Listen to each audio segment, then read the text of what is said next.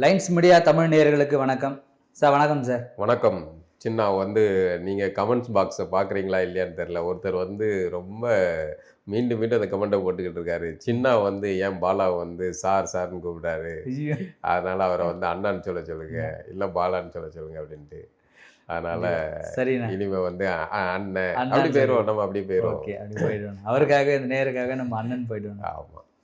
நான் இப்போ பார்த்தீங்கன்னா சமீபத்தில் நடந்து முடிஞ்ச காமராஜர் ஐயாவுடைய பிறந்த நாளை முன்னிட்டு திருச்சி சிவா அவர் ஒரு ரீசெண்டாக ஒரு பேச்சு பேசினா அது சமீபத்தில் பேசுபொருள் ஆகிருக்குது. காமராஜர் ஐயா கடைசி காலத்தில் கருணாநிதி கிட்ட இந்த மாதிரி தமிழகத்தை நீங்கள் தான் பார்த்துக்கணும் அப்படின்னு சொன்னார் அப்படின்றத அவர் சொல்லியிருக்காரு. அது எந்த அளவுக்கு உண்மைன்னு சொல்லிட்டு தெரியாது. இதை பற்றி எப்படி பார்க்குறீங்க? அது இன்னொரு முக்கியமான இதை விட்டீங்களே, ஏசி வழக்கமா ஏசினா எல்லாருக்கும் குளிர்ச்சி ஆகும். இங்கே ஏசியை வச்சு ஹீட் டாப்பிக்காக மாறிட்டு ஹாட்டாக மாறிட்டு திமுகவுடைய வரலாறு என்னன்னு பார்த்தீங்கன்னா இதுதான்.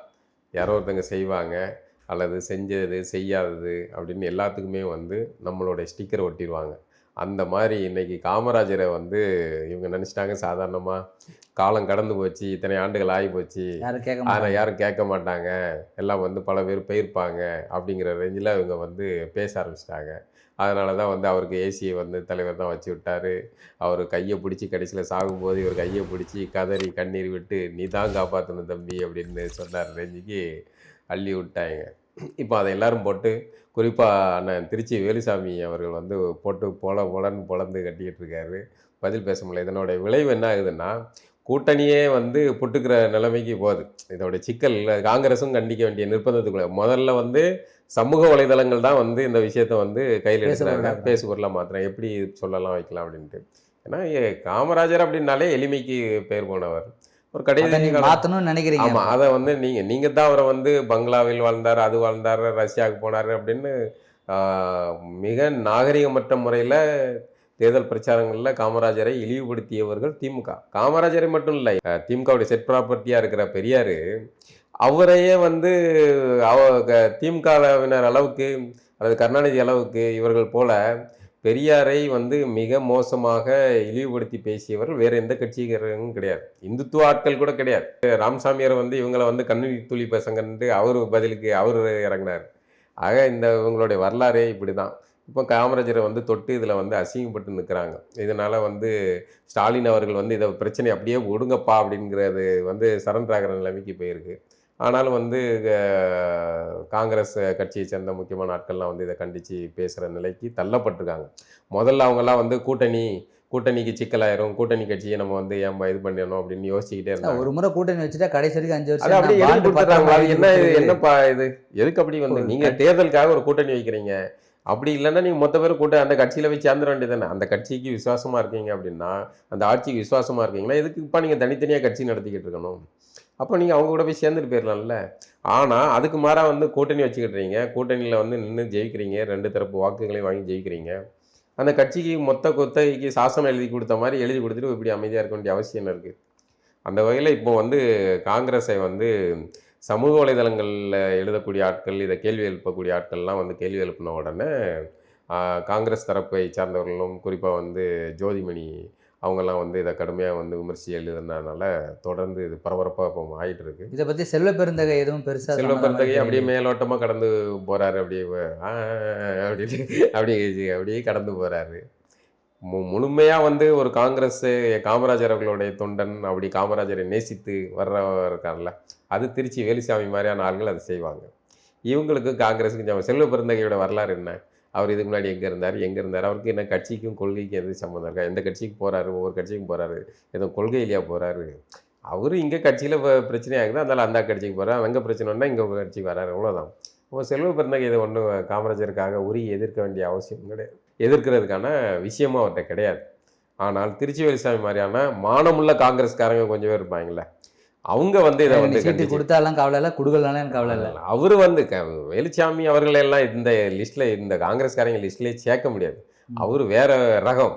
அவர் எல்லாம் என்னை வரைக்கும் ராஜீவ்காந்தி அந்த வழக்கில் அவர் எவ்வளோ ஒரு முக்கியமான ஆவணமாக நம்ம கண் முன்னாடி சாட்சியாக நிற்கிறாரு. இவரை கண்டதில் பயந்து ஒதுங்கி நிற்கிறாப்புல சுப்பிரமணிய சாமி. அது மாதிரி மானமுள்ள வேலுசாமி போன்றவர்கள் இந்த விஷயத்தில் கடுமையான எதிர்வினை ஆற்றி இருக்கிறார்கள். இனிமேலும் வந்து இந்த திமுகவுக்கு ஒரு புத்தி உண்டுன்னு சொல்லுவோம்ல, ஸ்டிக்கர் ஒட்டுறது. போய் போய் போய் ஏதாவது இதை நாங்கள் தான் செஞ்சோம்னு போய் ஸ்டிக்கர் ஒட்டுறது. அது மாதிரி காமராஜருக்கும் ஸ்டிக்கர் ஏசி நாங்கள் போட்டு கொடுத்தோம், அவர் எங்கள் தலைவர் கையை பிடிச்சி கதறினாரு அப்படின்லாம் அந்த மாதிரி 1986 கலைஞர் இதை பற்றியே பேசியிருக்காரு சார். அவர் பேசியிருக்காரு. அதான் திமுகனா திருச்சி சிவாவா? அதுக்கு முன்னாடி தலைவர் எப்படியோ அப்படித்தானே தொண்டர்கள் இருப்பாங்க. தலைவரும் அந்த காலத்தில் அவர் அப்படி பேசியிருக்காரு. அதோடைய வாரிசுகளாக அவங்க பேசுகிறாங்க. அன்னைக்குமே வந்து அப்போ எதிர்ப்பு வந்திருக்கு, இன்னைக்கு வந்து கடுமையான எதிர்ப்பு வருது. அதான் ஏசினாலே அது 2 வகையான இது. இப்போ ஏசின்னா காமராஜர் ஏசி பயன்படுத்தினாரா, ஆல்ரெடி ஏற்கனவே இருந்த விடுதியில் அவர் வந்து தங்க போனது வந்து இயல்பாகவே இருந்திருக்கும். இப்போ பொதுவாகவே ஒரு ஹோட்டலில் போனீங்கன்னா அங்கே எல்லாமே வசதிகளோடு இருக்கும். நீங்கள் அந்த ஹோட்டலில் அப்படிங்கிற சூழலில் அந்த விடுதியில் தங்கி ஆகணும் அப்படின்னா நீங்கள் ஏசி பயன்படுத்தாதவராக இருந்தாலும் சரி, பயன்படுத்துபவராக இருந்தாலும் சரி, ஏசி இருக்கும். அப்படி ஒரு நீங்கள் பொதுப்பணித்துறைக்கான விடுதிகளோ இந்த மாதிரியான கட்டடங்களோ அரசு கட்டடங்கள்லையோ தங்குற இடங்களையோ அரசு நவீனமயமாக்கும் போது இந்த இது வச்சிருக்கலாம். ஒருவேளை இதுக்காக சொல்கிறேன், ஆப்ஷனுக்காக. அப்படி அந்த இடத்துல போய் இவர் தங்கினாரு, அதனால் காமராஜருக்காக நாங்கள் ஏற்பாடு பண்ணோங்கிற மாதிரி உருட்டுறதுங்கிறது மோசடியானது. அதுவும் இல்லாமல் இவர் பேசுனதை வச்சுட்டு இது தான் எங்கள் தலைவர் அப்போ பேசியிருக்காரு, அதுவே ஆதாரம், நான் இவருக்கு செய்தேன் அப்படின்னு திரும்ப வர்ற தொண்டர்கள் பேசுறதுக்குல அது இன்னும் மோசடியானது. பேசுறதுக்கு தான் ஆதாரம் இருக்கு. ஆமாம், அவர் சொன்னாருங்கிறதுக்கு என்ன ஆதாரம்? அவர் செஞ்சாருங்கிறதுக்கு என்ன ஆதாரம் இருக்கு? இவர் தங்கினாரா, இவருக்காக செய்யப்பட்டதா அல்லது பொதுவாக செய்யப்பட்டது இல்ல இவர் அந்த சூழல்ல தங்க வேண்டியது இருந்ததா அப்படின்னு நிறைய இருக்கு. காமராஜர் வச்சு ஏசி பஞ்சாயத்து அது ஓடுது தனி.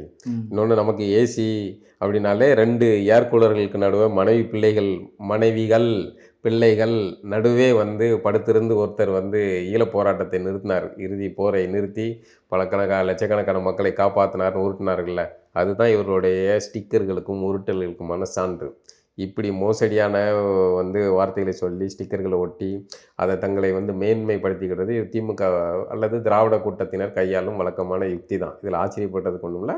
ஆனால் இந்த எதிர்வினை வந்து காமராஜரை நேசிக்கக்கூடிய மக்களுடைய எதிர்வினை வந்து திமுகவுக்கு வந்து ஒரு பாடத்தை கொடுத்துருக்கு. இனிமேல் இந்த மாதிரிலாம் ஸ்டிக்கர் ஒட்டுறதுக்கு காமராஜர்கிட்ட போய் நிற்கக்கூடாது அப்படிங்கிறது அவர்களுக்கு புரிந்தால் சரி. இன்னை வரைக்கும் உங்களால் இத்தனை வருஷம் ஆட்சி பண்ணிருக்கீங்கள, இன்றைக்கும் நீங்கள் காமராஜர் ஆட்சியை கொடுப்போன்னு சொல்கிற நிலைமையில தான் நீங்கள் வச்சுருக்கீங்க.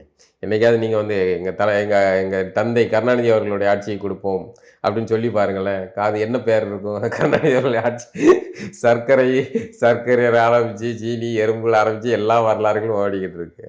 இதுதான் உங்களுடைய வரலாறு. காமராஜருடைய வரலாறை அதை டேமேஜ் பண்ணணும்னு நினைக்காதீங்க, ஆட்டையை போடணும்னு நினைக்காதீங்க. இனிமேல் அது திருந்துங்க. இது மூலமாக கூட்டணிகள் வந்து ஒரு சலசலப்ப மாதிரிலாம் தேர்தல் நேரம் என்னன்னாலும் வாங்கலாம். ஏன்னா வந்து அதிமுக கூட்டணி எப்படி புட்டுக்குச்சி போன தடவை அண்ணா பற்றி வந்து பேசினதை வந்து சாக்கா வச்சுட்டு டக்குன்னு உடச்சி விட்டாங்க. அது மாதிரி இப்போ காமராஜரை சாக்கா வச்சுட்டு காங்கிரஸ் அதிமுக அன்னைக்கு தாவலாம் வாய்ப்பு இருக்குது. என்னன்னாலும் நடக்கலாம் அரசியலில். இப்போ நான் பழனிசாமி கூட வந்து சொல்லியிருக்காருல்ல, நாங்கள் வந்து கூட்டணிக்கு வந்து பல கட்சிகளோட பேசிக்கிட்டு இருக்கோம், பல கட்சிகள் வர்றதுக்கான வாய்ப்புகள் இருக்கு. கேட்டிருக்காரு. சீமான கூப்பிடுறாங்க. அடுத்தது விஜய் பிரம்மாண்ட கட்சி வர்றதுக்கான வாய்ப்பு இருக்குன்றாரு. அது விசிகாவா இல்ல டிவிகேவான்னு தெரியல. விஜய் கட்சியாக இருக்கலாம், விசிகாவா இருக்கலாம். அப்படி பல கடைசி நேரம் என்னன்னாலும் மாறலாம். என்ன இப்போ முக்கியமான எபிசோடு, வைகோ அவர்கள் இத்தனை ஆண்டுகள் கழித்து இப்போ வந்து அவர் 31 ஆண்டுகளாக வந்து திமுகவுக்காக அப்படி உழைத்தேன், கடைசியில் என்னை வந்து கொலைப்பழி சுமத்தி வெளியேற்றினார்கள்னு இப்போ சொல்றாரு. அப்போ இந்த ரூட்டை கரெக்டா போட்டுப்பாங்க. இல்ல மல்லை சத்யா மேல குற்றச்சாட்டு மறைக்கிறதுக்காக இது இல்ல. இது வந்து வைகோக்கு நெகட்டிவ் தானே. நீங்க வந்து அன்னைக்கு கருணாநிதி உங்களை வந்து கொலைப்பழி சுமத்தி வெளியேற்றினாரு, துரோகி அப்படின்லாம் வெளியேற்றினாரு. இன்னைக்கு நீங்க மல்லை சத்யாவை எதை சொல்லி வெளியேற்றுறீங்க? அதான் நடக்குது. இது ஒரு கோணம்.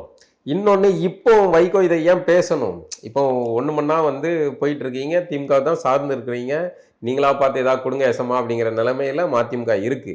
ஆனால் இந்த சூழல்ல வைகோ அவர்கள் இந்த விஷயத்த பேச வேண்டிய தேவை என்ன இருக்கு?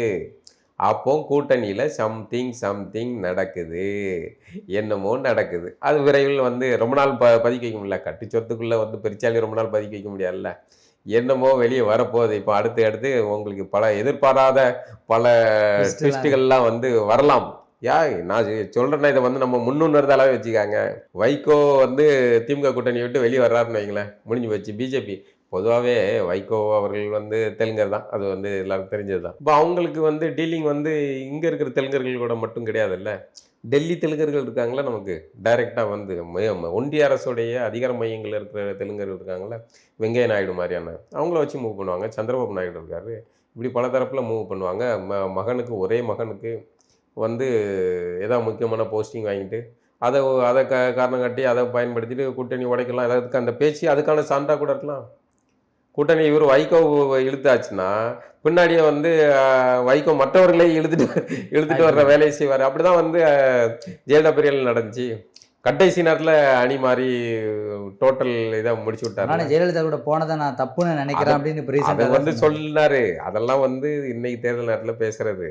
இப்போ இவங்க அணியில இருக்கிறாரு லைவ். ஜெயலலிதா காலம், அவங்க அந்த அம்மா காலம் ஆயிட்டாங்க, முடிஞ்சு வச்சு ஒரு நினைவுகளை பகிர்ந்துக்கிட்டாரு. ஆனால் இன்னைக்கு இதை பேச வேண்டிய தேவை என்ன? இப்போ கூட்டணிக்கு அது நெருடலை உண்டு பண்ணுமா இல்லையா? ஸ்டாலின் அதிகாரத்தில் இருக்காருங்க. ஸ்டாலினுக்காக தானே கருணாநிதி வைகோவை வந்து கொலைப்பலி சுமத்தி வெளியேற்றினார். ஸ்டாலின் பார்ப்பார்ல, என்ன இவர் இப்படி பேசியிருக்காரு, அதில் நெருடல் வரும்ல. அப்போ வந்து கூட்டணி உடைக்கிறதுக்கான வேலைகளில் வைகோ ஆரம்பித்து விட்டாரா? சீட் அதிகமாக கேட்கறதுக்கு இது ஒரு டிமாண்டாக இருக்கும்ல. இது டிமாண்ட் ஒன்று, அதிகமாக கேட்கறதுக்கான வாய்ப்பு இல்லை. கேட்டாலும் கொடுக்க போகிறது இல்லை. ஆமாம், அது முதல்ல போட்டியிடுறதுக்கு வேட்பாளர்கள் வேணும், அது அது இல்லை. அப்போது இவருக்கு வேறு ஏதோ ஒரு டீலிங் முடிஞ்சிருக்கு அப்படின்னு நமக்கு பட்சிகள் சொல்லுது. பார்ப்போம் என்ன நடக்குதுன்னு பார்க்கலாம். தொடர்ந்து பார்ப்போண்ணா, இதை பற்றி எப்படி நடக்குது, 2026 தேர்தல் எப்படி மாறுது, கண்டிப்பாக கூட்டணி மாறுதல் நிறைய கண்டிப்பாக நடக்கும். காத்திருங்க, பல ஸ்வீட் பாக்ஸுகள்லாம் பரிமாறப்படும். என்னெல்லாம் நடக்குங்கிறத பாருங்கள். பல அதிர்ச்சிகரமான விஷயங்கள்லாம் நடக்கும். நீங்கள் எதிர்பார்க்காத பல நம்பிக்கையோட இருந்திருப்பீங்கள்ல, இவங்களா இந்த கூட்டணி உடையுமா அப்படின்ட்டு. தேர்தல் அரசியல்லே என்னன்னா கடைசி வரைக்கும் நம்பிக்கை கொடுத்துட்டு காலை வாரி விட்டு போறது தான். அதனால வந்து நீங்க விசிகா வந்து கொத்து கொத்தாக விழும் சிறுத்தைகளின் வாக்கு, கொத்தா விழும், ஆனா அது எங்க விழும் தெரியல. அப்படி சொல்றதை நம்பி வந்து திமுக அணியிலே இருப்பாங்க அப்படின்னு நம்பிக்கிட்டு இருக்காங்க. என்னன்னாலும் அரசியலில், தேர்தல் அரசியலில் என்ன மாற்றங்கள் எப்போ வேணாலும் நடக்கும். பார்ப்போம். நம்ம தொடர்ந்து பேசணும்னு இன்னொரு நிகழ்ச்சியில். நன்றி. வணக்கம்.